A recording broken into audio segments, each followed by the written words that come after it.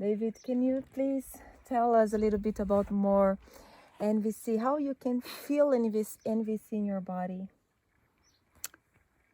You know, when I first met Marshall Rosenberg, the man who started Nonviolent Communication many years ago, I watched him listen to someone.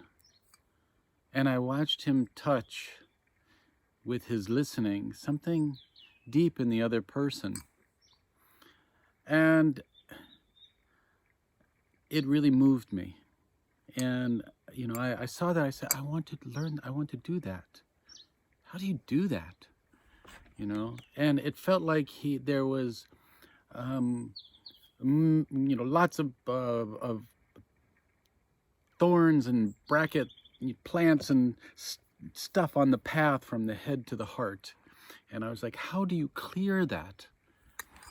And so I learned NVC like many people do, memorizing the languaging and the beautiful, brilliant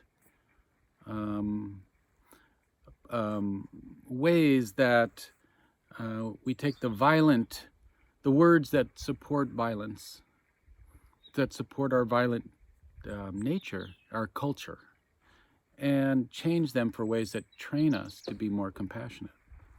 And for me, it still didn't quite work because I would speak these beautiful words, but people would not respond in the way my messages were not getting across. But I kept practicing, and I also, at one point, realized that Aikido and NVC, Aikido is an art that I practiced for 20 years before that, now for almost 45. And I realized that in this whole mind art of Aikido, there's the actual physicality that really complements nonviolent communication. And in my search to get more in my body, I began to study somatics, which is really about mind in the body. And so I was working very hard because in our bodies, we have our history. And we can change our language, but to change our habits, we have to practice with more than words. We have to practice with our whole self, mind and body and emotions. And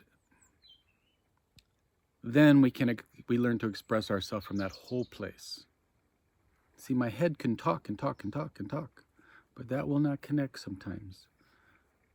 But when I take that and move it to my heart, and I speak from this place, what I care about, even now, emotion comes up. And that, when I am moved, that's where feeling and needs really live. So how do we practice that way? So what I bring to the circle of NVC learners are physical practices and emotional practice to put with the linguistic practices, and you practice them together as an art, as a way of life, day by day by day. All right. Yeah, I think the thing that somatics teach us is how we learn. And we learn through repetition and conscientious repetition when we bring the qualities of life that we want to be into our practices. Then we practice those qualities and can become them over time. Beautiful. And we can understand, and we can, with the practice, we can grow and grow and grow, feeling our hearts and our bodies and our emotions and our feelings and our necessities. It's really nice. Thank you for sharing all of this. That's a pleasure. Yeah. We hope to see you soon in Brazil. I think I would really love that. I've Yeah. been meeting so many people from there that I can't wait to visit. Yeah. All right. Thank you. Thank you so much. Thank It's you. a pleasure to be here with you. You too. Bye.